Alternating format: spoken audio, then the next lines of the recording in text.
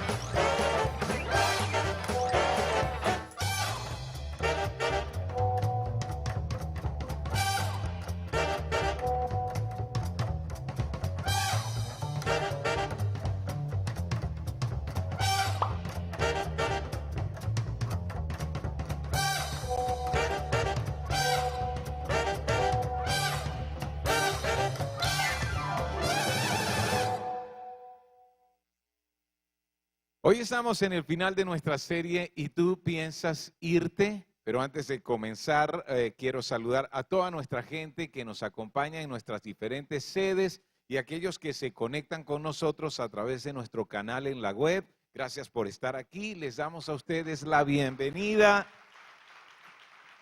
Hemos dicho, esta es una pregunta que aquí en Venezuela, debido al auge de la inmigración, se hace en muchos chats hoy en día, en muchas conversaciones se hace esta pregunta. ¿Y tú piensas irte por algo que alguna persona insinúa o dice? Y pues básicamente estamos moviéndonos debido a la crisis económica, política y social. Muchos están como buscando una alternativa frente a la escasez de alimentos, a la escasez de medicinas y más, ¿ok? Ahora, hemos estado hablando acerca de elementos que deben evaluarse: propósito, puertas abiertas, plan, presupuesto, y hoy vamos a hablar acerca del último elemento, que es protección de la familia. Vamos a hacer un repaso de lo que hemos dicho. Si no estuviste en las entregas anteriores de estos mensajes, puedes buscarnos en nuestra canal en la web. Ahí en YouTube buscas en LBN Multisede o Las Buenas Nuevas Multisede y puedes revisar lo que hemos dicho al respecto. Primero hemos hablado acerca de propósito y eso es un asunto esencial porque tú puedes irte a otro lugar pensando en que vas a obtener mayor estabilidad, pero si pierdes tu propósito, es como estar vegetando, por así decirlo. Hemos dicho que si te guían tus temores, quedarás estancado. Si te guía tu propósito, avanzarás confiado al destino que Dios ha marcado para ti. Por eso necesitas preguntarte cuando piensas en la alternativa de la inmigración, ¿qué me está moviendo? ¿Me está moviendo un propósito? Entiendo cuál es mi propósito en la vida, entiendo cuál es mi propósito, el que Dios me ha dado, entiendo cuál es mi llamado, por así decirlo, mi llamado, o me está moviendo mis temores, o estoy como huyendo de algo. Luego hablábamos acerca de puertas abiertas y esto se refiere a invitaciones específicas, a oportunidades concretas que deben revisarse. Y sobre esto decíamos, tus capacidades y esfuerzos te abren puertas, pero tu carácter y sabiduría las mantienen abiertas.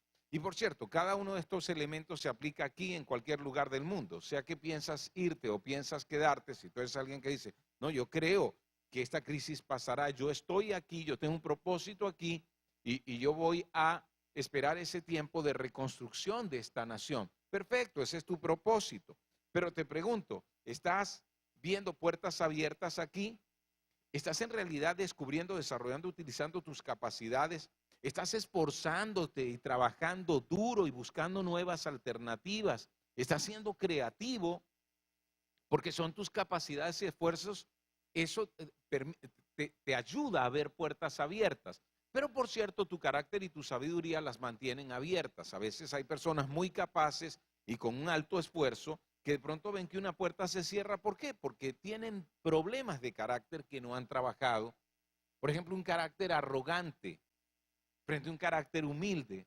El carácter humilde abre puertas, o la falta de sabiduría para relacionarme frente a la sabiduría para conectarme con otros y llevarme bien con la gente.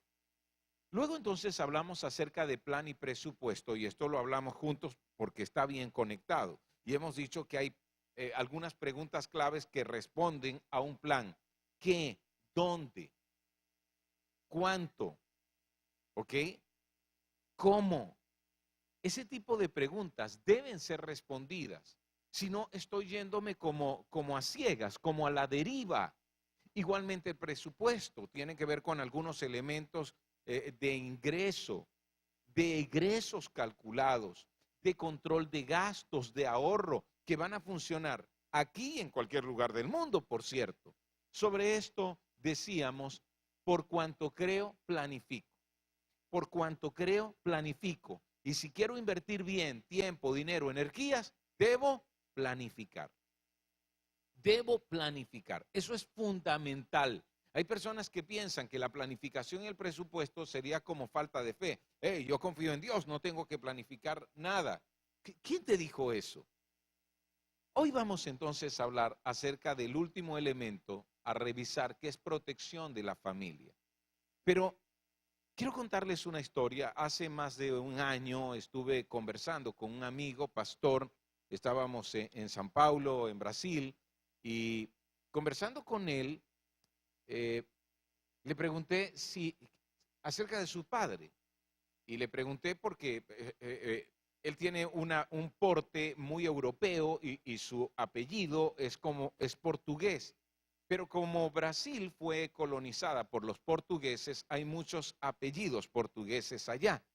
Sin embargo, por su manera, por su tipo, le pregunté si su papá era europeo y me dijo, sí, mi papá es portugués, llegó aquí digamos, cerca de los años 60, cuando Portugal atravesaba una crisis como un coletazo de la posguerra, y me interesé en indagar en esto porque con toda la situación de migración de venezolanos, pues quería aprender un poco acerca de la experiencia de los inmigrantes.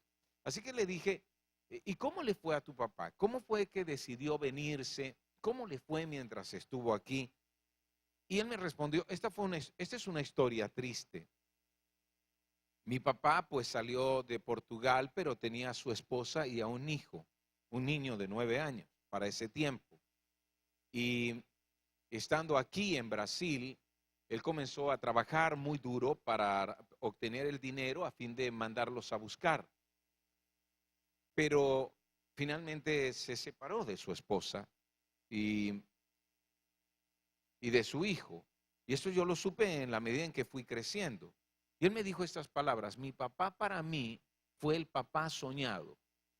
Es decir, mi papá era un hombre sumamente cariñoso, era un hombre cercano, era un papá de consejo, de ejemplo. Era un papá presente, ¿sabes?, en mi vida como un héroe. Un hombre a quien yo quise imitar, porque lo amaba y sentía que él me amaba. Pero en la medida en que él fue envejeciendo, yo fui entendiendo los detalles de su historia. Y cuando él enfermó, yo quise ponerme en contacto con mi hermano, ese hermano que yo tenía en Portugal. Así que le pregunté los datos de él, cómo podía ir y saber y contactarlo. Lamentablemente mi papá murió y no pude hacer ese acercamiento entre mi hermano y mi papá que tanto quería, pero viajé a Portugal y conseguí a mi hermano. Y tuvimos una conversación. Y le pregunté, ¿cómo fue mi papá contigo? Y me dio una respuesta similar a eso que yo tenía de mi papá. Me dijo, mira, mi papá para mí fue la persona que más sentía que me amaba en mi infancia. Fue el protector, fue proveedor para mí. Y cuando mi papá se fue a Brasil, yo comencé a recibir cartas, recibía a mi mamá y yo recibíamos una carta semanal de papá, con postales, inclusive con fotografías. y estábamos animados con que nos íbamos a ir. Pero de pronto fue como que todo se esfumó y nunca más yo supe de papá.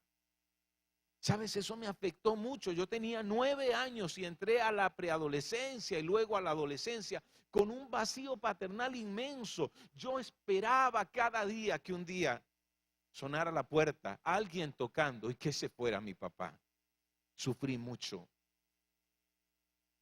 Y él me dijo, mi amigo, contándome la historia y lo que le ha dicho su hermano, me dijo, Álvaro, la parte de la historia que fue difícil reconocer es que estuvieron separados cerca de 1 año.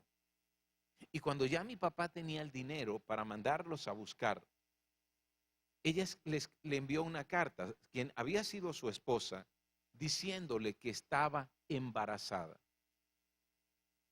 Y mi papá sabía que no era de él. Tenía cerca de 1 año fuera. Eso lo decepcionó tanto que él no supo cómo manejar esa pérdida. Son las tristes historias de la inmigración y el efecto que tienen sobre familias, desmembrándolas. Hemos escuchado historias así en muchas partes de América Latina, de los Estados Unidos, donde hemos ido. De europeos aquí en Venezuela. ¿Sabes la historia de esa familia italiana donde él tiene una familia aquí, con una mujer con quien se enredó durante los primeros años mientras su familia estaba en Italia y luego mandó a buscar a la familia y el enredo familiar que eso produjo? ¿Estás tomando en cuenta en cada decisión que tomas la protección de tu familia? ¿Realmente? Piensa en esto. Si das prioridad a los logros antes que al cónyuge y los hijos, dejarás un vacío donde nadie podrá sustituir. Si das prioridad a los logros antes que al cónyuge y los hijos, dejarás un vacío donde nadie podrá sustituirte. La familia es importante para Dios. Cuando tú lees la Biblia, te encuentras que el lugar que Dios le da a la familia es muy alto. De hecho, cuando Él quiere conectarse con nosotros, lo hace a través de imágenes familiares. Él dice, ustedes son mis hijos, yo soy su padre. Él habla de una relación entre un esposo y una esposa para hablar acerca de la relación entre Cristo, Jesucristo y su pueblo y su gente, su iglesia. La familia es muy, muy importante para Dios. Por eso, en todo lo que puedes leer de su mensaje para nosotros, te encuentras que para Dios los hijos deben estar por encima de los logros, la familia por encima del trabajo y el cónyuge por encima de la satisfacción o los alcances personales. Cuando una familia se quebranta debido a decisiones que tomamos, el impacto puede ser permanente. Y mira la historia que te he contado. 2 hombres llorando la decisión de sus padres, los pasos que dieron sin tomar en cuenta cómo se vulneraban. 2 hermanos que se conocen 40 años después y que lloran juntos. Lo que pasó. Quiero contarles una historia que aparece en la Biblia. Es una historia que ustedes conocen porque es una historia que conectamos con la Navidad. Seguro que van a saber de lo que hablo. Aparece en Mateo en el capítulo 2, desde el versículo 11. Dice así, entraron en la casa y vieron al niño con su madre María y se inclinaron y lo adoraron. ¿Sabes de quién estoy hablando? Ahora lo vas a saber. Luego abrieron sus cofres de tesoro y le dieron regalos de oro, incienso y mirra. Sí sabes, ¿verdad? Entonces algunos dicen, sí, yo lo sé. Está hablando de Melchor, Gaspar y Baltasar. No, eso no aparece en la historia. No sabemos cuántos magos eran, cuántos reyes del oriente eran, sabios, reyes del oriente, pero sabemos que trajeron oro, incienso y mirra. Por cierto, algunos leen esta historia y dicen, ¿para qué le traen a un bebé oro, incienso y mirra?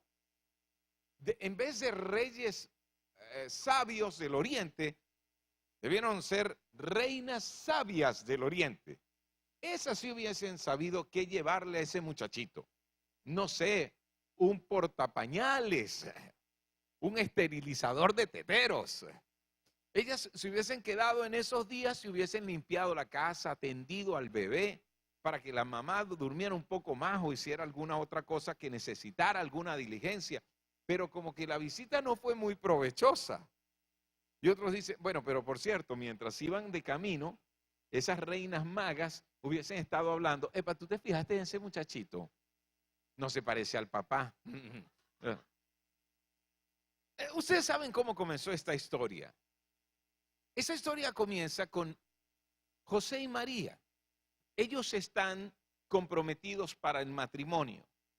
Pero de pronto María sale embarazada y José piensa dejarla secretamente. José es un hombre firme, dice, no puedo continuar con esta relación donde tengo tantas dudas y donde aquí hay una situación que no voy a aceptar. Es un hombre firme en el sentido de pensar dejarla, pero es un hombre muy noble en el sentido de voy a hacerlo secretamente, no la voy a exponer. Si me van a culpar, que me culpen a mí. ¿Ok? Pero entonces Dios interviene y se aparece a José en sueños por medio de un ángel. Por cierto, ese pobre hombre después de eso, cada vez que soñaba con un ángel tenía que salir corriendo. ¿Ok? Ya lo van a ver. Pero el asunto es que Dios prácticamente le da un propósito a José. O le hace un llamado a José. Es como si le hubiese dicho, José, entiéndelo. Estoy entregándote a mi hijo para que seas su padre legal y que le ames, proveyendo para él y protegiéndolo. Ese es el llamado que te hago. Así que miren esto. Después de que los sabios se fueron, un ángel del Señor se le apareció a José en un sueño. Levántate, huye a Egipto con el niño y su madre, le dijo el ángel. Quédate allí hasta que yo te diga que regreses, porque Herodes buscará al niño para matarlo. ¡Ey! Se van a convertir en inmigrantes o en emigrantes, dependiendo del punto de vista de que usted lo vea, ¿no? Sí, deben salir de su nación para ir a otra nación extranjera y radicarse allí. Si nosotros pasamos esto por el sedazo de esos 5 elementos, voy a preguntarles, ¿tiene que ver con el propósito de José? Sí, Dios le ha dado un propósito. ¿Hay alguna puerta abierta? La verdad no lo sé. Yo lo que sé es que le dice, ve a Egipto. Posiblemente allí tenían mayor oportunidad. Pero hay un plan. No tuvieron tiempo para hacer un plan. Revisemos, hay un presupuesto. ¿Cuentan con el recurso? Ah, yo sé. Ahí usted piensa que no. Pero no se dio cuenta de lo que leímos. Eso que se piensa que eran regalos inútiles, se les entregan e inmediatamente le dice a José, sal, hay que proteger la vida del niño. Oro, incienso y mirra eran 3 productos muy valiosos y comercializables en ese tiempo. Así que eran activos fijos que fácilmente podían cambiarse en efectivo o convertirse en activos líquidos para emprender el viaje, para poder estabilizarse durante el primer tiempo. Pero si te das cuenta, cuando yo leo aquí, pienso en algo. Aunque no están todos los elementos, la protección de la familia sí está presente. vengo con esto. Cuando la vida de una persona está en riesgo, cuando la integridad de alguno está en riesgo, se tiene que salir de un país y quizás te falte algún elemento. Eso es lo que entendemos de los perseguidos, de los refugiados. Eso es lo que entendemos de los desplazados por situaciones violentas. Es una situación de vida o de muerte. ¿Ok? Ahora, tú pudieses decirme, sí, pero nosotros por nuestra situación estamos rayando en eso.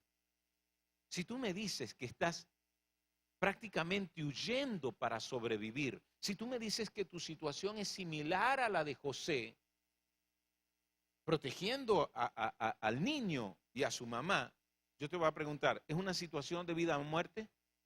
¿Es urgente? ¿Debes tomar la decisión de inmediato? ¿O puedes esperar y hacer primero la tarea de hacer la revisión de los elementos para tomar una decisión sabia? Por otro lado, si es una decisión de supervivencia, mi pregunta es, ¿estás protegiendo a tu familia con eso? Porque un hombre que sale solo dejando a su familia, yo me pregunto, ¿está sobreviviendo quién?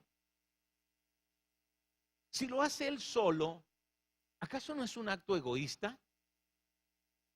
¿Y el resto? Miren esto.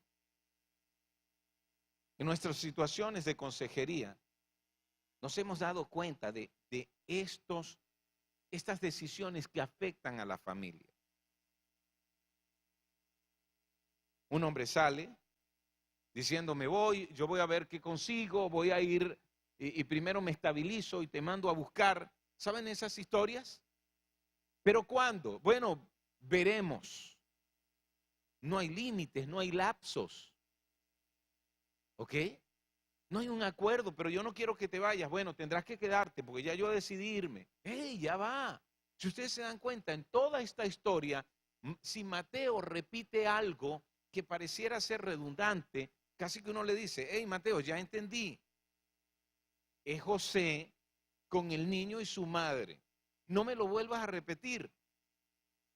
¿Por qué? Porque se trata de un elemento que es esencial, que es prioritario para Dios, la protección de una familia.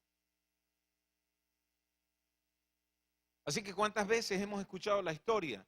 Esta mujer nos cuenta, él se comunicaba conmigo durante los primeros días casi semanalmente. Luego comenzó a distanciar su comunicación conmigo. Noté esa distancia, como esquivando hablar de ciertos asuntos. Ya luego inclusive cambió de teléfono y no podía yo comunicarme con él. Y supe de su nuevo número fue por su mamá, no porque él me lo haya comunicado. Casi que supe de una nueva manera de contactarlo accidentalmente. Luego entonces tuvimos una conversación y él me dijo, ya después de que han pasado 6 meses, 7 meses, bueno, ya tengo para que te vengas con la niña. Sí, pero antes de eso tengo que decirte algo. Embaracé a una mujer aquí. Y uno piensa, bueno, ese es un caso aislado.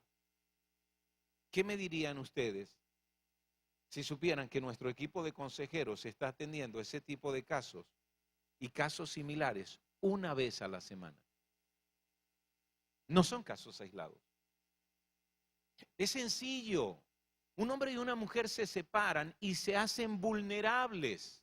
Se hacen vulnerables. Él tiene necesidades, ella tiene necesidades que son profundas, que son emocionales. Y que de una u otra manera van a buscar satisfacer inadecuadamente. Sigamos leyendo aquí la historia. Levántate, huye a Egipto con el niño y su madre, le dijo el ángel. Quédate allí hasta que yo te diga que regreses, porque Herodes buscará al niño para matarlo.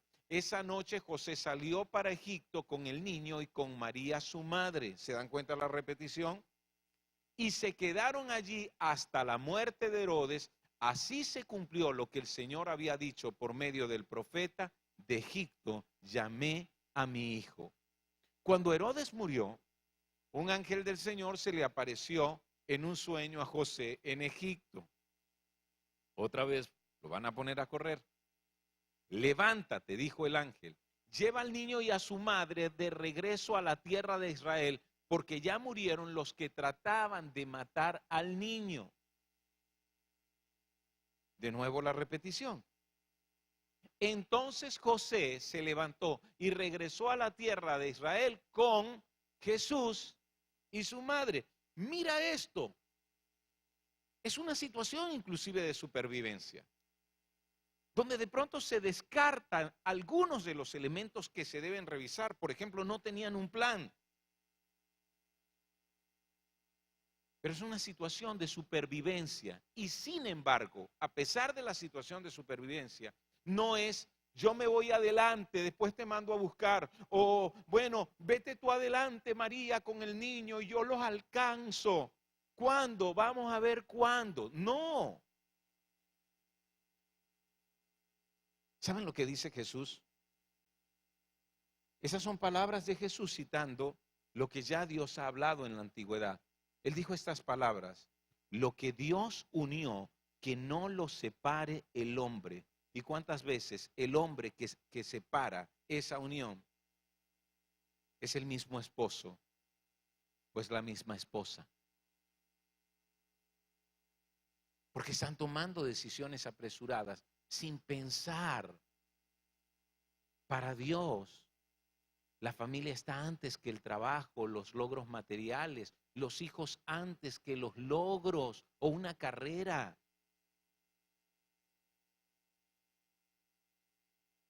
Y el cónyuge, tu esposa, tu esposo, debe estar antes que tu satisfacción personal. Si das prioridad a los logros antes que al cónyuge y los hijos, dejarás un vacío donde nadie podrá sustituirte. Nadie podrá sustituirte. Quiero darles unos datos que son importantes. Antes lo he dicho, pero vale la pena repetirlo. ¿Sabían ustedes que en las ciudades donde aumentan los divorcios, también aumentan los suicidios? Y que las personas que estudian este tipo de fenómenos sociológicos te dirán que se da de manera constante. Es que alguien dijo que un divorcio es la muerte de una pequeña sociedad. Dios diseñó a la familia para que fuera la célula fundamental de una sociedad y de una nación. ¿No es cierto? ¿Cómo va la nación? Como vaya una familia. Como vayan las familias en esta nación. Eso lo sabemos en cada parte del mundo. Ahora, sí, eso nos lo enseñaron en la escuela, ¿no es cierto? La familia, la célula fundamental de la sociedad. Ahora, si esta es la célula, ¿cuál es su núcleo? ¿Recuerdan biología? Las células tienen un núcleo en el centro. ¿Cuál es el núcleo de esa célula que se llama familia? ¿Saben cuál es? El matrimonio. Porque de allí se origina una familia. Y yo no estoy diciendo que si el matrimonio se disuelve, ya se deje de ser familia. Se sigue siendo una familia, pero se va a ser una familia donde hay un vacío, donde hay pérdida y donde hay dolor. El divorcio es una crisis que se prolonga a través de los años. Recuerden estos dos hermanos contándose sus historias y llorando por lo que pasó. Hacían 40 años.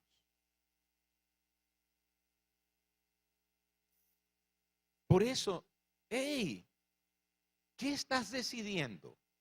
¿Estás tomando en cuenta la protección de su familia? Sí, sí, lo estoy haciendo por ellos. Algunos responden así, sí, lo estoy haciendo por ellos. Pero ¿cómo lo haces por ellos dejándolos en el altar del sacrificio? A veces en la Biblia tú puedes leer esta expresión, como los paganos que no conocen a Dios. Y uno se pregunta, ¿de quién está hablando? Está hablando de una forma de creencia, el paganismo.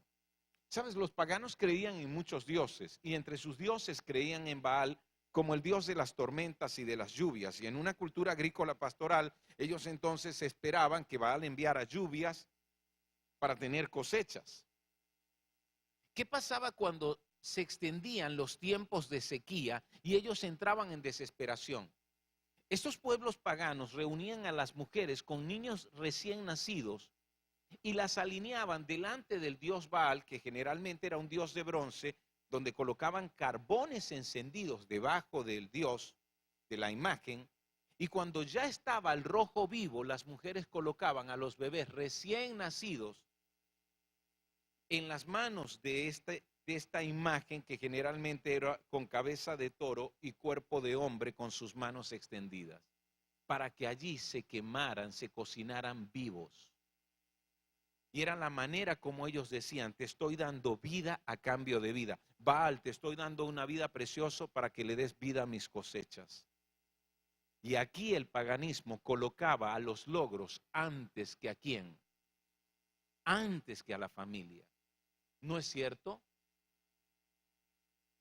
¿Cómo podemos decir, hey, pero Álvaro, entiende, esta decisión yo la estoy tomando por mi familia precisamente? Sí, pero si en el camino tu familia queda atrás, deshecha, ¿de qué valió? Es un absurdo, es una contradicción. Quiero que recuerden esto, la separación de los cónyuges crea vulnerabilidad. Porque al casarnos, el matrimonio tiene un diseño de satisfacción de necesidades mutuas. Y si me separo de mi esposa, esas necesidades ya no van a estar satisfechas. Y en mí se crean vulnerabilidades. Por eso lo he dicho una y otra vez, la soledad es una trampa. Quiero que vean las instrucciones que el apóstol Pablo está dando acerca de la vida matrimonial a los creyentes de Corinto, una ciudad de la antigüedad, allí en el Asia Menor. Y lo que él dice al respecto de esto. En el Corintios capítulo 7, el versículo 3 dice, que el marido cumpla su deber para con su mujer e igualmente la mujer lo cumpla con el marido. Por cierto, el contexto aquí es de la unión de intimidad sexual, ¿ok? Pero lo que Pablo está mostrando es que un esposo debe satisfacer las necesidades de su esposa y una esposa debe satisfacer las necesidades de su esposo.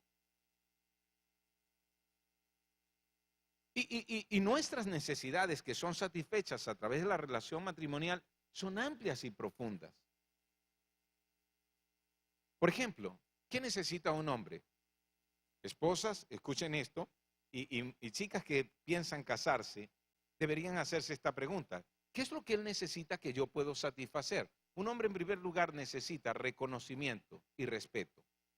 Reconocimiento y también necesita respeto. Los hombres muchas veces pueden hacer grandes esfuerzos con tal de recibir reconocimiento. Por eso pueden convertirse en adictos al trabajo. Por eso son aficionados a las medallas y a los deportes. Y tú eres una fuente de honra, reconocimiento y respeto para él. Eres su primer canal para que él lo reciba. ¿Qué te parece? Por otro lado, ¿qué satisface una esposa en su esposo? Su necesidad de unión íntima. Sí. ¿Qué otra cosa? Un esposo necesita un ambiente de hogar. Un hombre necesita un ambiente de hogar como un refugio. Y una esposa que prepare ese ambiente para darle la bienvenida. ¿Sabías eso? También un hombre tiene una gran necesidad de una compañera, de una compañera. Es como, hey, alguien que esté conmigo y que me anime. Por eso, no sé si lo han observado, los hombres que enviudan difícilmente se quedan solos. Son menos los que se quedan solos que aquellos que se vuelven a casar. ¿Por qué? Porque siguen teniendo estas necesidades. Por eso buscan una compañera que satisfaga esas necesidades. Pero no podemos dejar afuera las necesidades de una esposa, ¿no es cierto? Así que hombres que están casados o jóvenes que quieren casarse, escuchen qué necesita ella que tú puedes satisfacer como esposo. En primer lugar, ella necesita protección.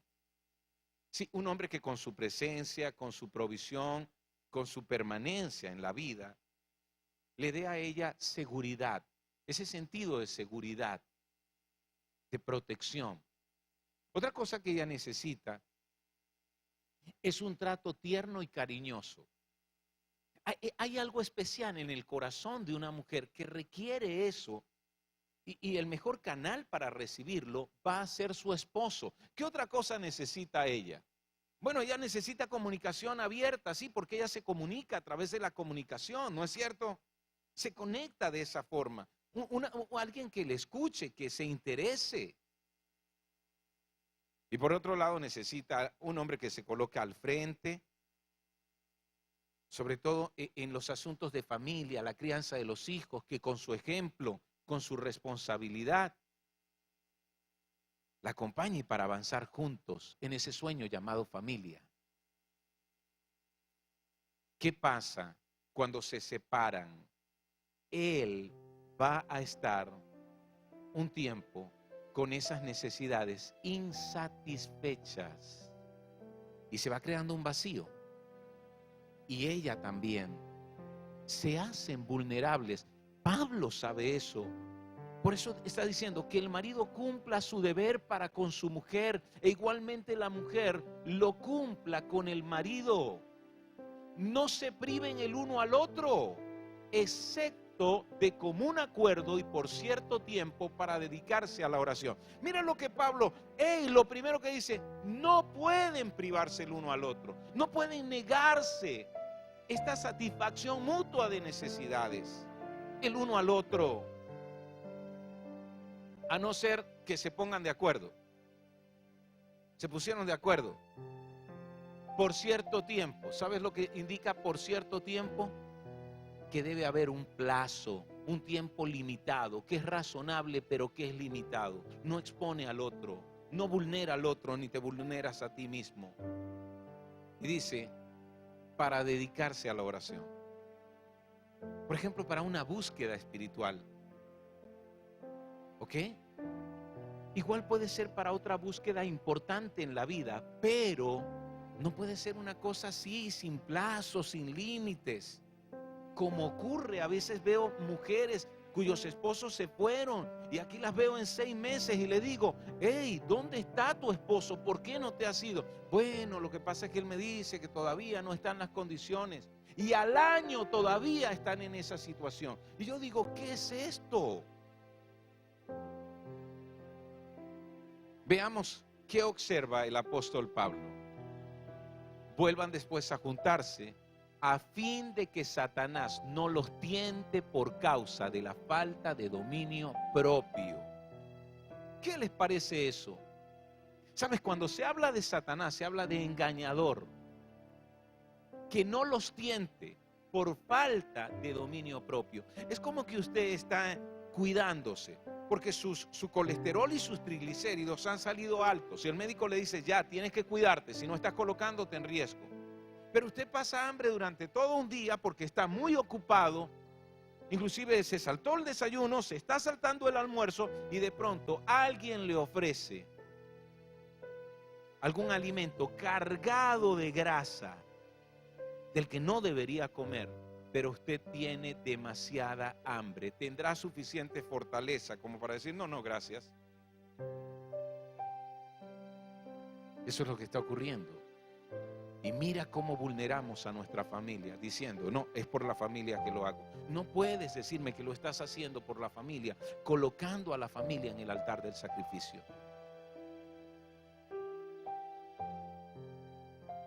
para proteger a la familia. Aquí está lo práctico. Por cierto, esto se aplica aquí y en cualquier lugar del mundo. O sea que usted diga, yo decido quedarme, yo voy a reconstruir esta nación, la crisis pasará, yo espero ese momento, perfecto. Esto también se aplica para quienes estamos aquí.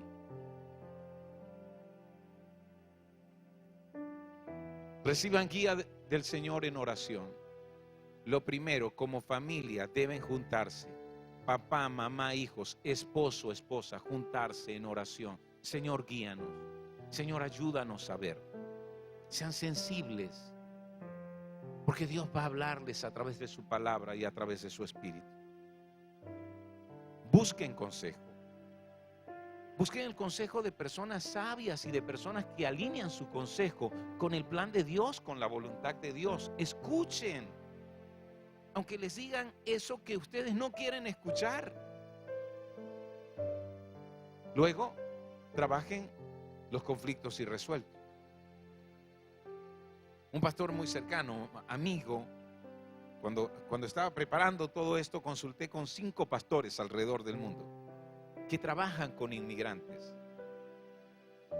Y él me dijo esto: advierte que si un matrimonio tiene problemas irresueltos y decide irse, aunque salgan juntos,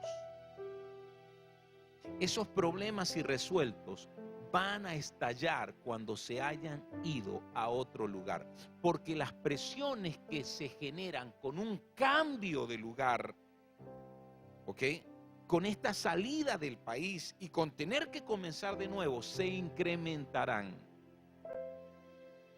Y es esto, a veces pensamos ilusoriamente en la fuga. No, Álvaro, nosotros tenemos problemas, muchos problemas de comunicación. ¿Sabes? Nosotros no podemos hablar, nosotros no sabemos resolver conflictos. Siempre quedamos en una discusión así como enojados. Nosotros tenemos problemas en nuestra intimidad sexual. No hay conexión en intimidad para nosotros.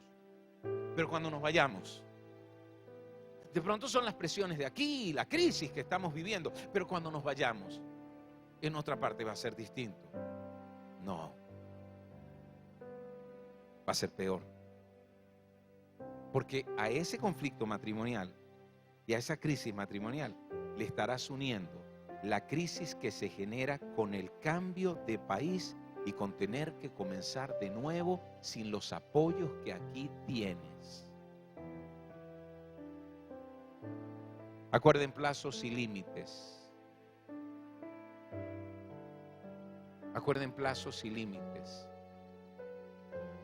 Si él se va adelante, ¿cuánto tiempo? Es más, mi recomendación es, si él se va adelante, los boletos de ella deben estar comprados ya.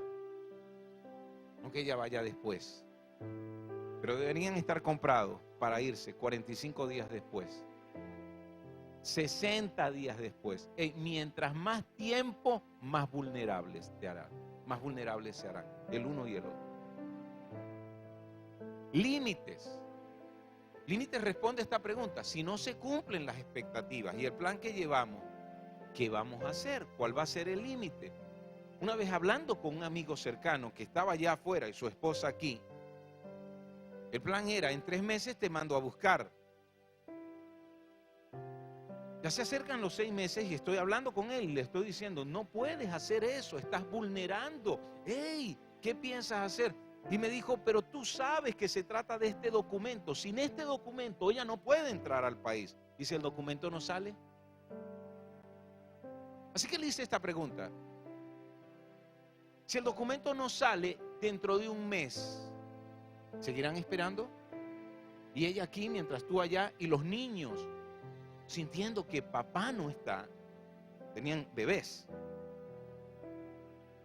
Y si el documento no sale dentro de 3 meses, ¿seguirás esperando? Y si no sale dentro de 1 año, tú tienes que plantearte un límite. Y me dijo, tienes razón. Si no sale en 15 días, me regreso. Es cierto, no puedo sacrificar a mi familia por empeñarme en esto. Oramos y el documento salió antes de los 15 días y ella se fue. Hey, pero ¿me entiendes lo que estoy diciéndote? ¿Qué colocas primero? Mi pregunta es, ¿qué estás poniendo primero? ¿Cuáles son tus prioridades? ¿Tus prioridades están alineadas con las prioridades de Dios? ¿Estás colocando a tus hijos antes que a tus logros? ¿Estás colocando a tu familia antes que tu carrera o tu trabajo? ¿Estás colocando tu cónyuge, sí, tu esposa, tu esposo, antes que tu satisfacción y crecimiento personal? No inviertas las prioridades de Dios. No podemos colocar a nuestros hijos en las manos de un Baal, del Baal moderno, y luego decir, pero eso sí, yo espero que tú me bendigas, Señor. No, eso no se puede. ¿Sabes que eso Dios le reclamó a la gente del pueblo de Israel? Que iban y colocaban a sus hijos en las manos de Baal y luego iban al templo y le decían, Señor, bendícenos, ayúdanos. Y Dios les dijo, esto es irreconciliable, esto es inaceptable para mí. ¿Trabajamos en esto? ¿Podrán hacer esta tarea? Y recuerda, esta tarea también hay que hacerla aún para aquellos que dicen, me quedo, sigo aquí, voy a trabajar duro, voy a seguir adelante, Dios abrirá puertas para mí. Inclusive para ti, tienes que orar como familia, buscar consejo, trabajar juntos por los conflictos irresueltos y acordar tiempo, ¿sabes? Tener acuerdos. Vamos a estar de pie, por favor. Vamos a estar de pie. Vamos a orar. Querido Dios, delante de tu presencia estamos. Queremos darte gracias por hablar a nuestro corazón y hablar a nuestras vidas. Queremos que nuestro corazón se alinee con el tuyo y queremos colocar en primer lugar lo que está en primer lugar en tu corazón.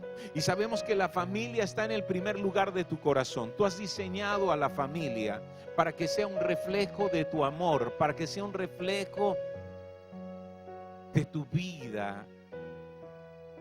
Señor y Dios, ayúdanos. Ayúdanos cada día. Mi Dios, en medio de esta crisis social, en medio de esta crisis económica, en medio de la inseguridad, de la escasez que vivimos, ayúdanos a tomar decisiones sabias, a escuchar tu voz, a escuchar tu consejo, a caminar según tu propósito, pero sobre todo recordar la importancia que nuestra familia tiene. Que no coloquemos a nuestra familia en el altar del sacrificio y luego nos excusemos que todo lo que estamos haciendo es por ellos. Y Dios, ayúdanos a amar a nuestra familia como verdaderamente necesitan ser amados. Gracias por hablarnos hoy. En el nombre de Jesucristo. Amén.